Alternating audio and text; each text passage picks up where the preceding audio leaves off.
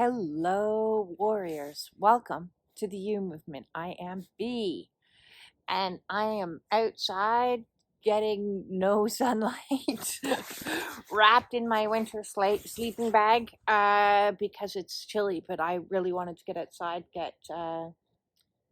listen to the birds, listen to the quiet, listen to the stillness, the silence a little bit. We are no planets in retrograde. Woo-hoo-hoo-hoo. All the way till May 3rd. I can seriously hear the angels singing. And I am excited a little bit to see what this energy is like. What's going to happen? What's happening? Because a lot is happening. A lot is happening for me, and a lot is happening for other people. Because we're on this journey in waves. So where I'm at is maybe not where you are at. We're all on a wave, but I may be at the crest of the wave, and you may be deep in the dark part of the wave. So different things are happening for different people right now. We have some people being triggered by really shitty situations happening. I'm having reports in of job losses, untenable living situations, asking for separations, looking to move, desperate to move, hating this job. So a lot of angst in one grouping of people, and then there's some of us that are like slowly tiptoeing out of what has been a dark night of the soul, and now in a reintegration phase is what I am in. So if you don't know about the phases of the awakening, I have talked about them in my awakenings playlist. Please check that out. But to recap, how I view it is slightly different than other teachers, because I've taken their perspective and I've added some of my own to the mix. So I view there to be a pre-awakening stage that can last years, even. Awakenings are a very long process.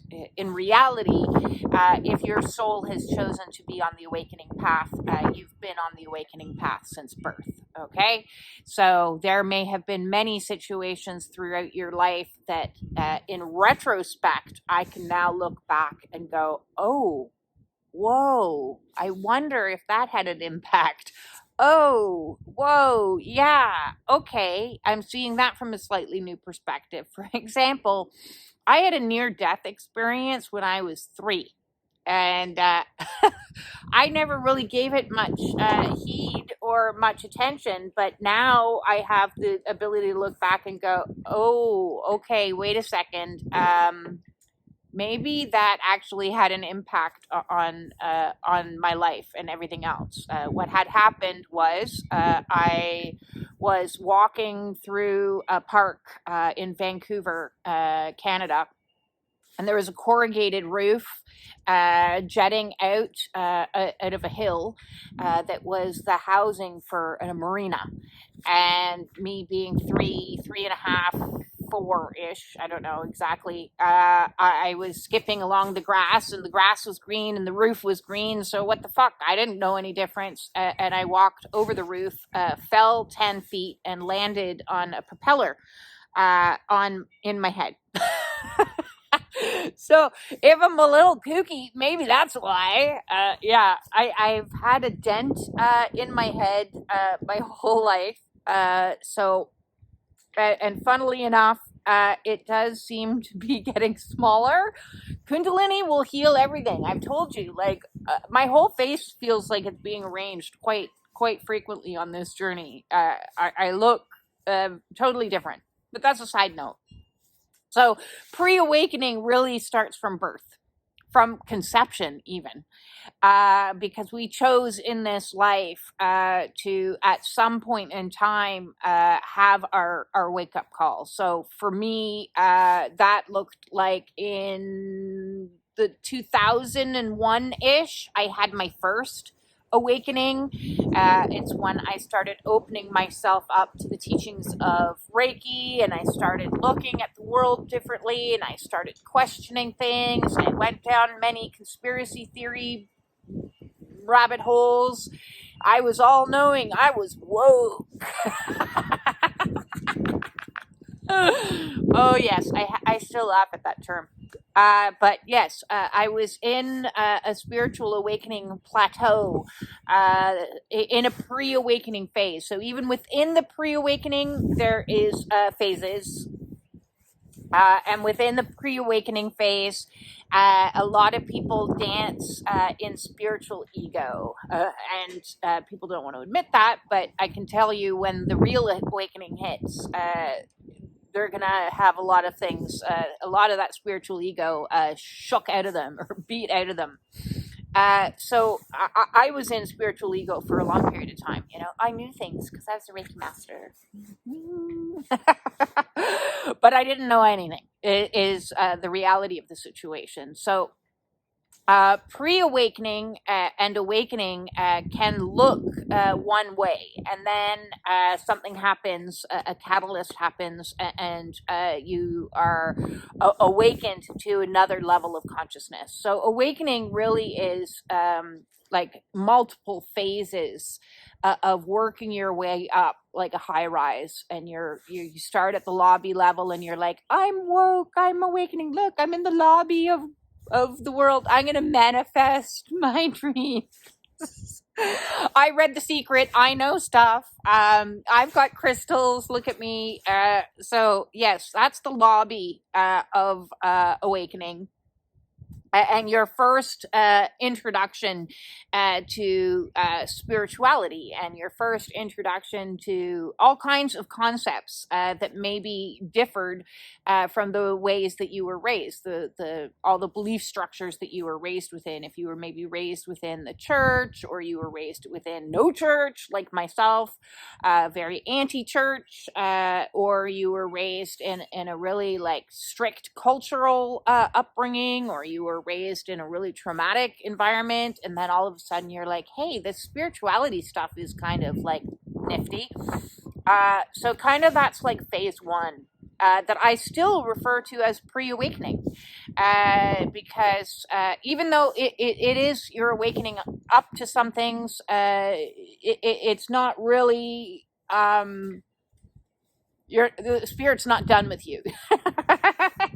Spirit is not done with you, because in this place, in spiritual ego, you still seem to think that you have control over things like manifestation, like if I just change my thoughts, my whole reality will change. And yes, while there are some truths to the teachings of the law of attraction, and altering your thinking as within, so without, that's not the whole story. There are more teachings, and there's more levels to get through. So one of those levels will be learning humbleness. And you'll be brought down to your knees if you're thinking that you're all that and you've got it all sorted out. It won't stay like that. So you go along in this stage for a while, and because you're in this stage of while where you're a little bit deluded in thinking that you know things, what will happen is things will come into your life to teach you that you don't know things. It's the humbleness. It's the pre-awakening humbleness floor. So you go up to like floor number 1, maybe, and this is where you start to understand that you have very little control over what's happening in your life, because you'll experience any number of what I call initiations, and those can be job loss. Yep, check, had that one. Those can be healing crisis. Yep, check, had that one. Not only on the physical, but the emotional and the mental realms. Yep, check.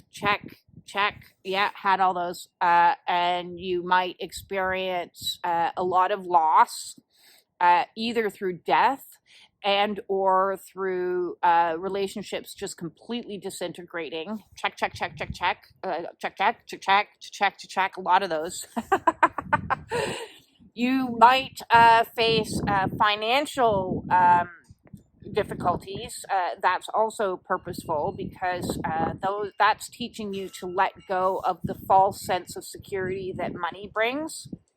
Money is an energy, but if you are using that energy like you are using any of the other energies, as to creating a false tower of protection. So, with our health and wellness, when that gets taken away from us, we are left to question, how much control do I actually have? Here, I thought that I was, manifesting my best life, and now I'm fat, diabetic, have sleep apnea, have depression, have this laundry list of problems. So wait a second, did I manifest this? Because if you go by the rule of manifestation or law of attraction, they fill your head with a lot of bullshit that you are somehow accountable or responsible, and it's kind of shaming and a little bit nasty. And it's a hard no for me. It's added to the list of many hard no's that I have accumulated through this process. You didn't manifest that. What happened is Spirit is teaching you a lot of life lessons through these experiences, and on maybe a higher level, your soul signed a contract and said, I want to experience these negative situations so that I can learn certain valuable lessons. It's not something you consciously did. Okay, so put down the shame and put down the guilt and put down any feelings like you've done anything wrong, because you haven't. You've done everything right. Even with these initiations, it just proves that you've done something right, because these initiations are all about aligning you back into soul. Okay, so I mentioned all the losses that you'll experience. Yes, that's because people are in attachment. The health issues, that's because certain behaviors are an attachment. Your food eating behaviors are making you sick, and if you're sick, then you have to let go of that attachment of how you eat and everything to do with food, and how we view food in society. So if you are needing help with the food situation, I do have a body playlist. I also have a sugar and food playlist. Please check those out if you would like to book a one-on-one with me to discuss some of the food stuff that's happening, because your body will develop high sensitivities, won't be able to tolerate certain foods anymore, and your body will develop illnesses because it's like, no, I'm done. My body says no. I'm done with that. So you put down the alcohol. I'm not tolerating that anymore. Within the realm of people, it'll be like, no, I'm done. Being around toxic people will start to make you nauseous, give you headaches, give you anxiety, and your body's like, no, you got to get out of this place. You got to get out of this situation that you're in. It's not healthy. And so these initiations are picking us up and cutting off any attachments. So those can be attachments to people, places, things, behaviors, thought forms, energies, anything. So money can be like, oh, look at I got my life sorted out. I'm in control of everything. Look at me. I got my 401k, or I've got my $1 million house on the property and I'm doing great. And then Spirit's like, oh, no, you don't. No, you don't. We're taking that away from you. You're getting a divorce. You're losing more than half in the settlement. And that's it for you. You have to learn that money is not safety. You have to learn that safety is safety. And so we have to let go of all the false constructs of safety and reconnect to our soul's sense of safety. So we're moving along in this kind of pre-awakening phase in the lobby, and there are like 3 kind of phases. We first we have this initial awakening phase that we think we're awakened, but really we're in spiritual ego. So it's really still within the pre-awakening as far as I'm concerned. And then we move up to the level where we're being initiated through all these fuckeries that happen in our life. All of a sudden, everything is going wrong, and that's to help us let go. So it's the letting go phase of our our spiritual awakening. And then we have the real wake up call. The real wake up call is when we come to the understanding that, okay, I'm not actually in control of this. And what needs to happen is that I need to try something different. Because I've gone to the doctors, I've gone to the psychiatrists, the psychologists, the counselors, the gurus, the weekend seminars. I've read the books. I've tried everything and nothing's working. So I need to try something totally ass different. Because doing the same things over and over again isn't getting me the results that I need. And all of a sudden I'm presented with such dramatic problems that I have to take this shit very, very seriously. And then that's when soul swoops into our bodies and begins to say, okay, now I'm in charge.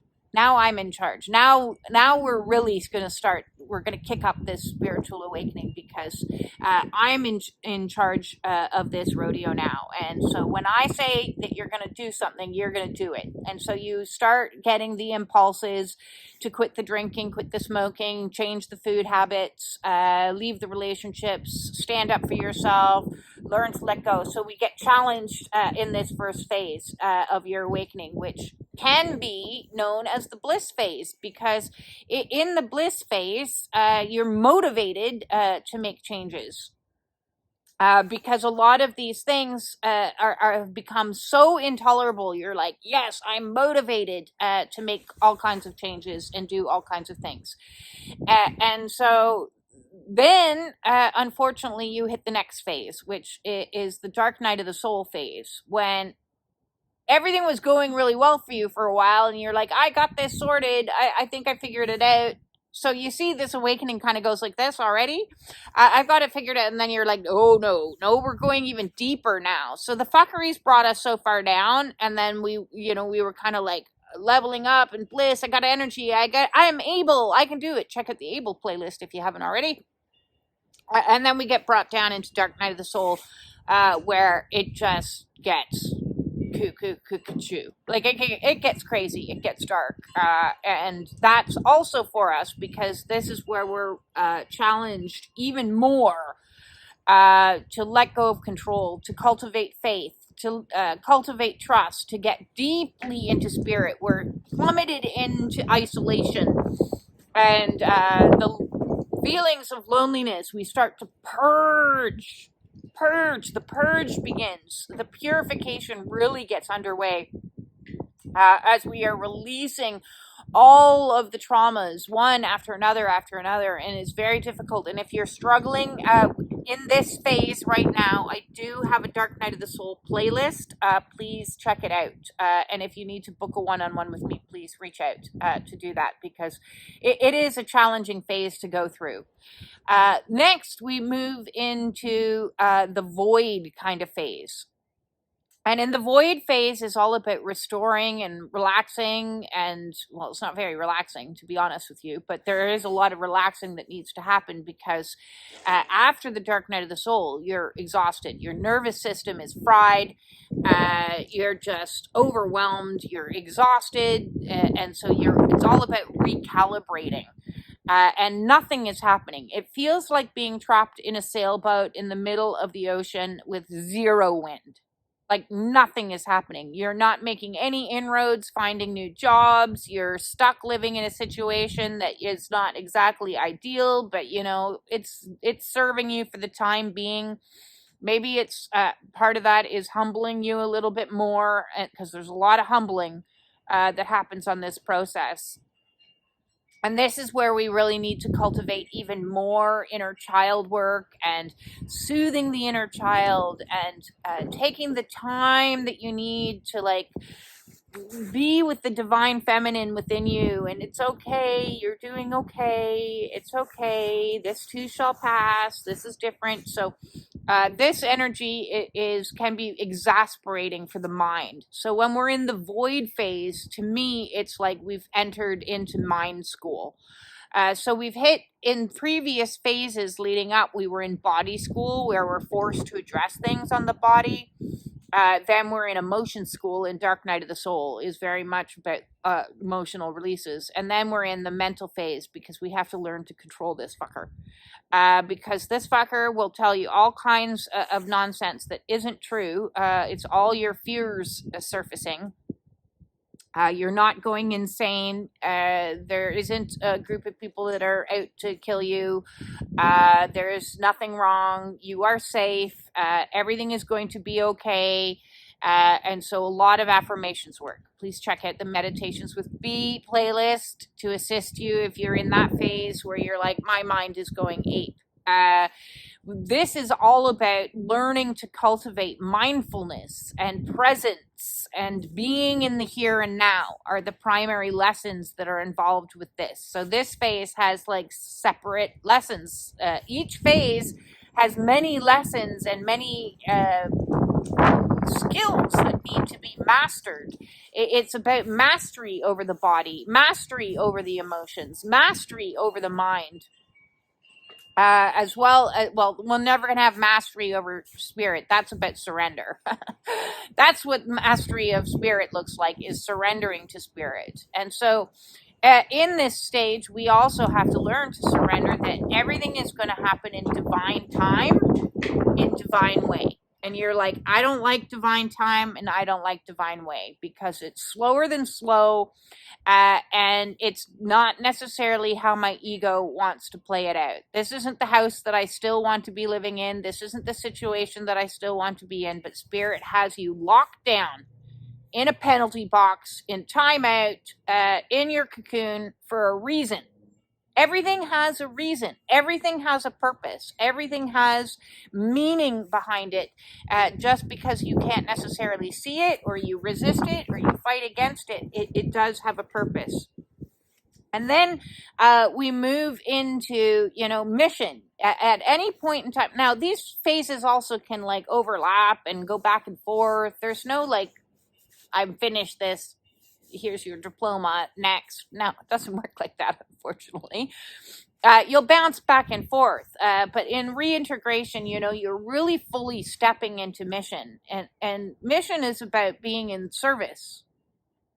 And it's not necessarily being in service to your ego. So your ego will still, because our ego never truly dies, it just loses power, and then it like pulls itself back up again, and then it needs to get shot down again, and then it pulls itself back up again. So it's about taming it. It's not about destroying it. So ego death, while it feels like you're dying without question, isn't actually a death. Or it is multiple deaths. You're dying continually over and over again, and being reborn continually over again. So it is like death before dying and birth after birth, multiple times over, especially depending on how big your ego is. Well, my ego was mammoth. So I had to go through that hard and many times over to get myself to a place of surrender. And I still like struggle with it, because I still have worries. I still have insecurities. I'm still getting triggering. So while the triggering at the beginning in the fuckeries phase, because those fuckeries are your triggers for you. And you're like, they don't feel very good. No, they're not supposed to feel good. What they're supposed to do is poke and prod you so that you can release all of the emotions and the traumas that are trapped inside of you, so that you can heal, so that you can spiritually mature, so that you can purify, so that you can be healed. Is what all those fuckeries are doing. So the anxiety is like, I'm so anxious, I can't even take it. Then good, sit in the anxiety and let it flow through you. And each time that you do this, it's going to get a little bit less and a little bit less. For me now, processing through emotions takes me about 90 seconds.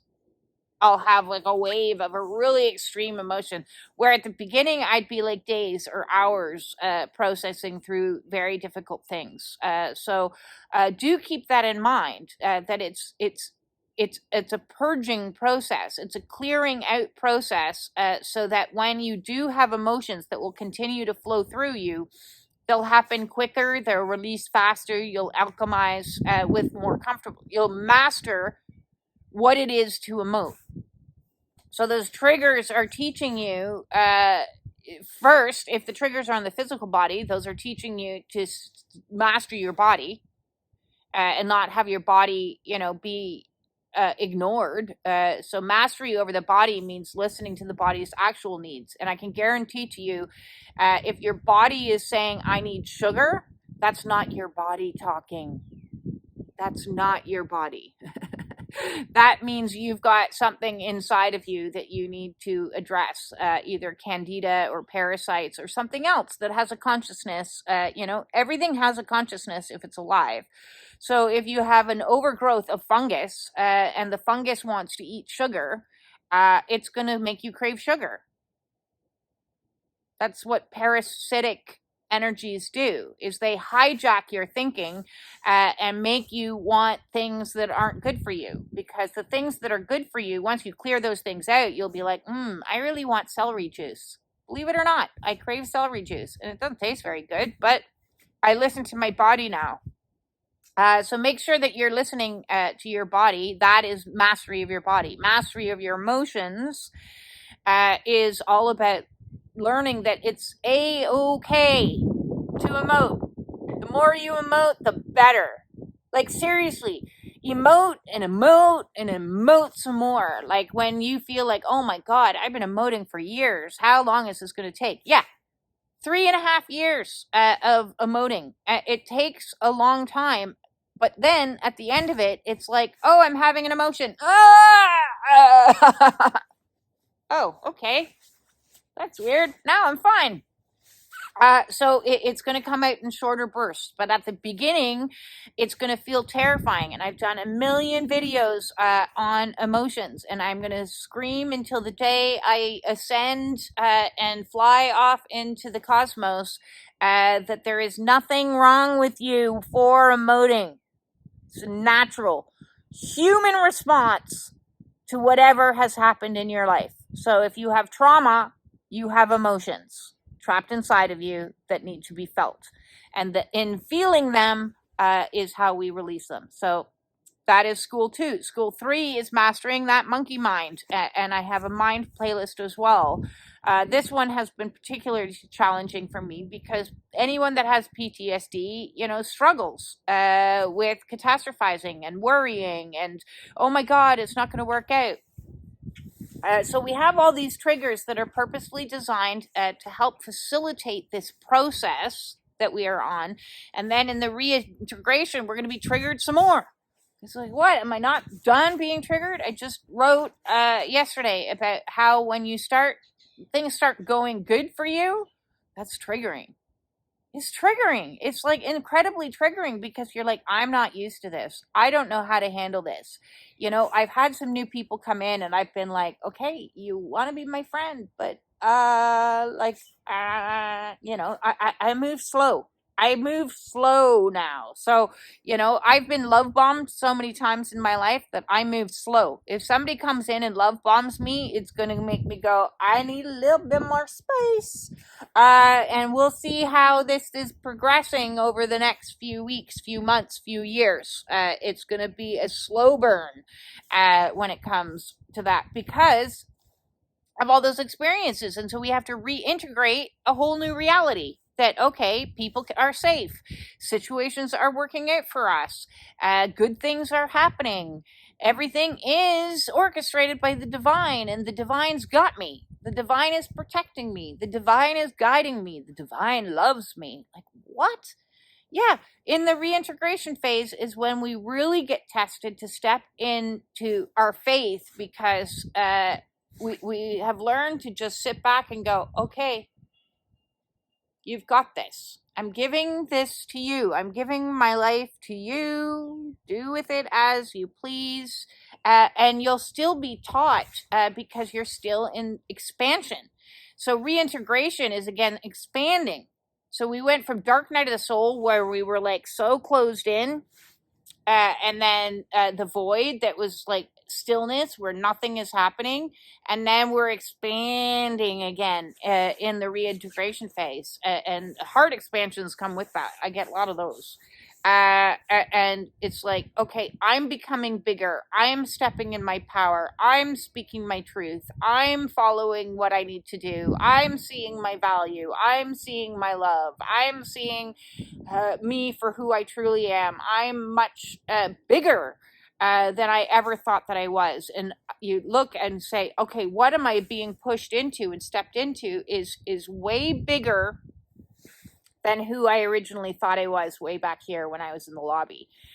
So the more you go up all these levels, the more and like floors, I suppose, we're making our way up to like the roof, right? Where then we can like levitate off the roof and go, hey, right? So that's what we're doing, the awakening process. So we step into our first idea that we're having an awakening, and we're all woke, and then we're like, okay, maybe I'm not so woke because bad shit is happening to me. Why is bad shit happening to me? And this, I'm not enjoying this. Oh, okay, wait, no. Next floor is, hey, I can do something about this. I see these things are for my highest and greatest good.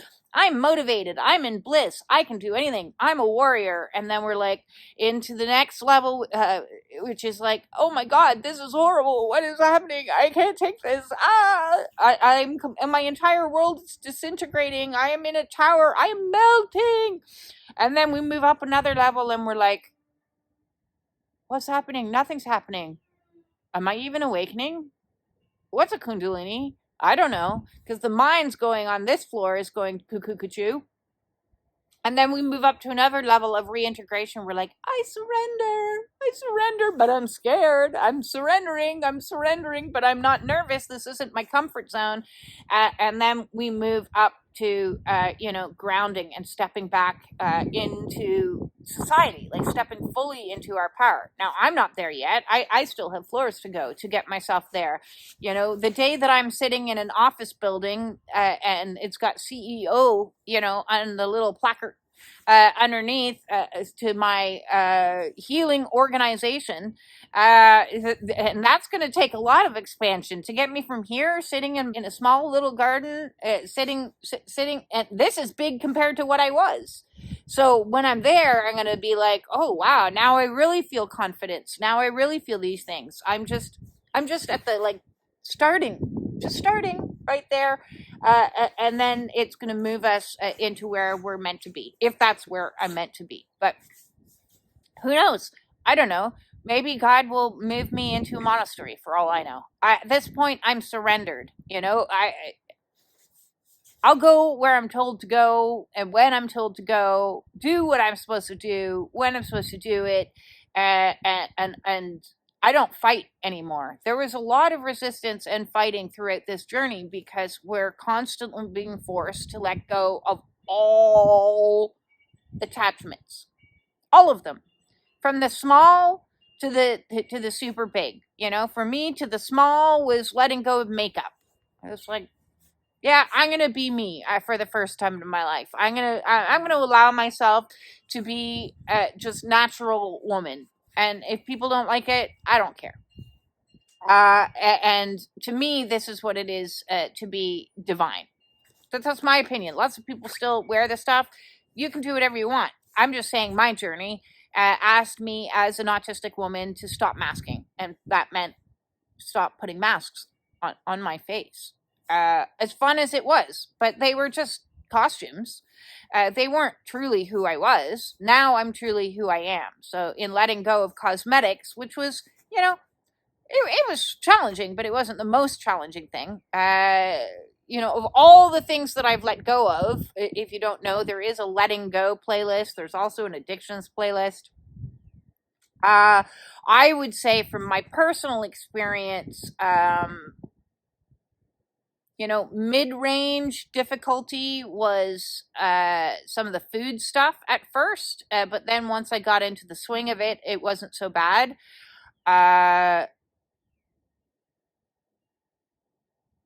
definitely, without question, the hardest thing ever for me personally, it might be different for other people, but for me personally, was the trauma bonds. My adoptive mother, my best friend, and my ex-husband. Letting go of those was to me like withdrawing off of heroin. I've never actually withdrawn off heroin, so never tried it. But it was brutal. It was brutal because there is a brain chemistry addiction that's involved with trauma bombs. Please check out the narcissistic abuse or trauma bond playlist if you are in a trauma bonded relationship. Because the withdrawal that you go through, because the brain chemistry has been hijacked, it was the most brutal experience of my entire life.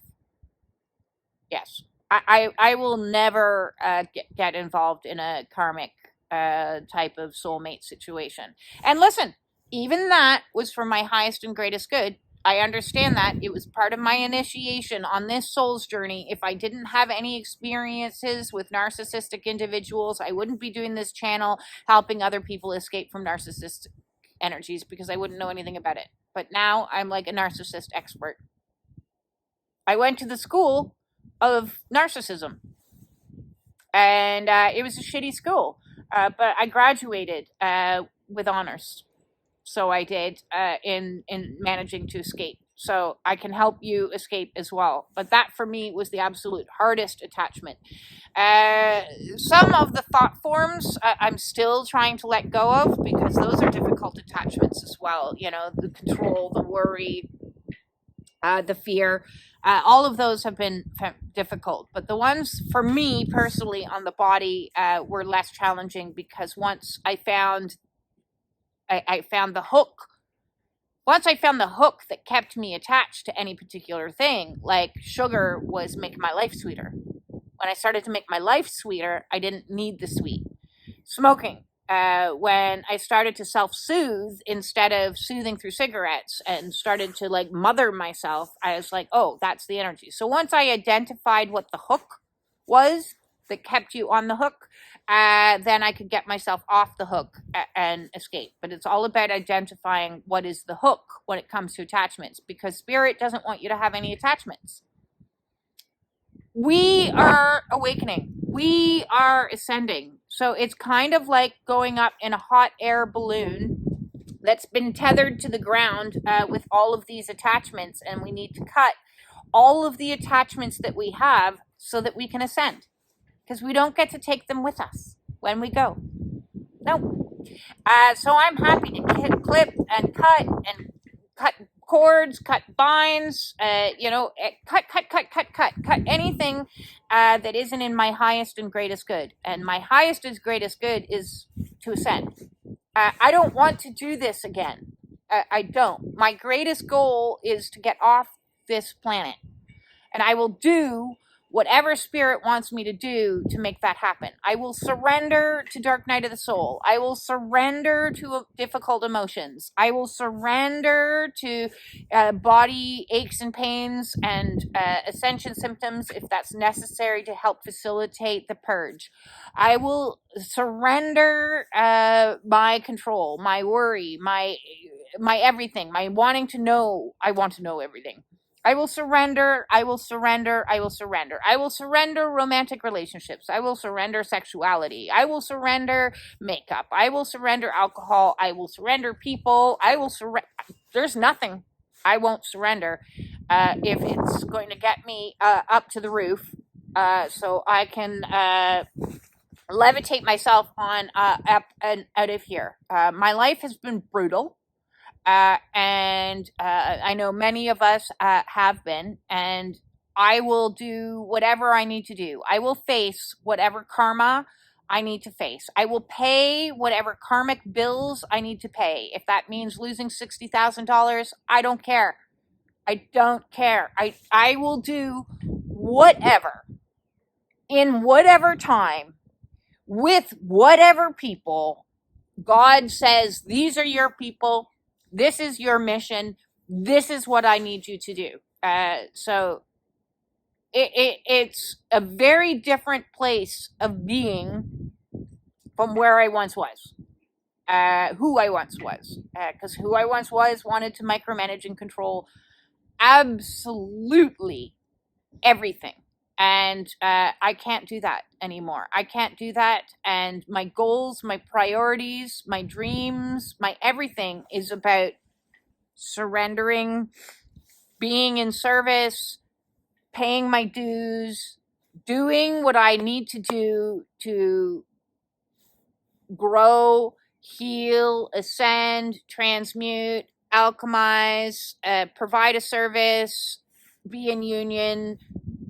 I will do whatever it takes. That is one of my theme songs along this awakening journey, is Whatever It Takes by Imagine Dragons. I highly recommend it. If you need some motivational music to be like, yes, I'm going to do whatever it takes, add that one to your playlist. Or otherwise, I have a plethora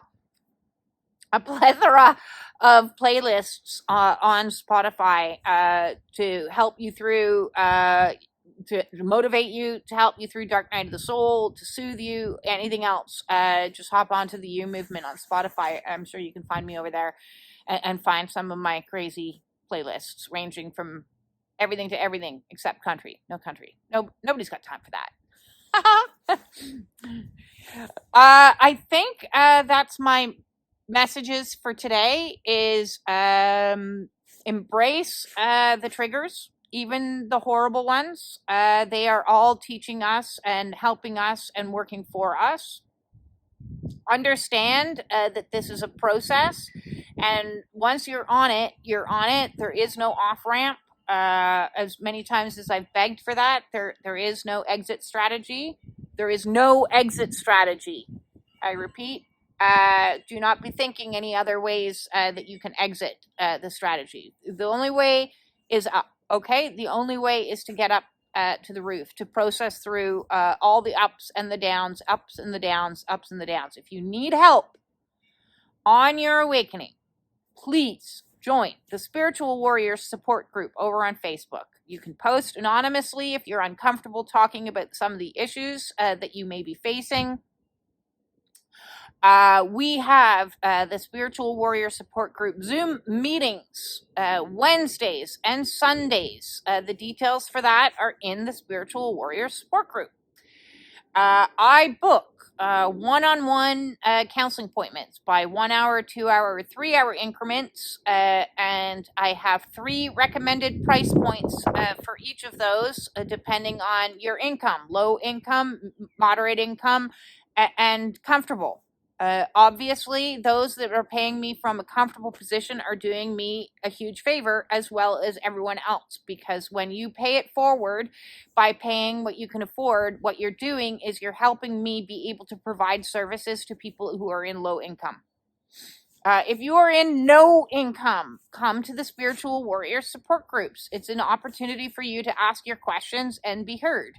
And you know, you can ask for a subsidy for that by just reaching out to me and saying, listen, I really want to come to this, but I can't afford it. What I've decided to do as per recommendation for somebody is to open the meeting so that your first meeting, if you're a little bit nervous and I don't know and what it's going to be like, and your first meeting is absolutely free. How about that? Okay. And then after that, please, a donation of $11.11. And I also book for oracle reads if you want a little bit of fun and have spirit kind of direct the messages coming through, as well as distance healing. But really, at the end of the day, I want to motivate you to heal yourself. I want to give you tools, strategies to heal yourself so that you are empowered to be your own hero, to be your own healer, to be your own guide through this journey. I just want to help guide you back to you. Is what I'm going to keep doing. Is I'm going to keep reintroducing you to you with different tools to bring you back to you, so that you can love you, you can have compassion for you, you can like value you, and all of this. I've done my entire journey in front of the camera with over 650 videos to help you find you through watching me find me. But it's not the me movement, it's the you movement. It's the unfuckening movement. It is the I unfucked my life and now so can you. It's true. It's 100% true. And if you need anything, let me know by way of like ask a question or a comment. It helps me to have comments, and if you have questions in there, maybe it's a question that the rest of the collective needs as well. So either they'll read the comment, or I can make a video about the question or the comment that you're asking. So I greatly appreciate all comments that I receive, the likes, the shares, the subscriptions, everything else. Oh, and news. I have finished building my website. I'm very, very excited about it.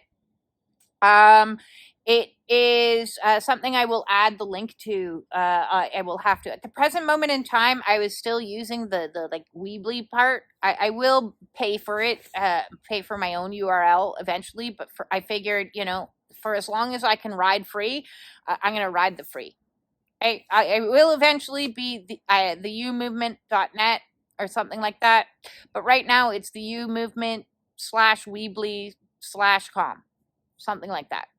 And I'll be adding that link here, there, and everywhere. Go check it out if you want and see what it is. Now that I have it up and running, I will be able to facilitate bookings and facilitate all those kinds of things through the website as well. So I've been trying to do it for 2 years on the wrong site.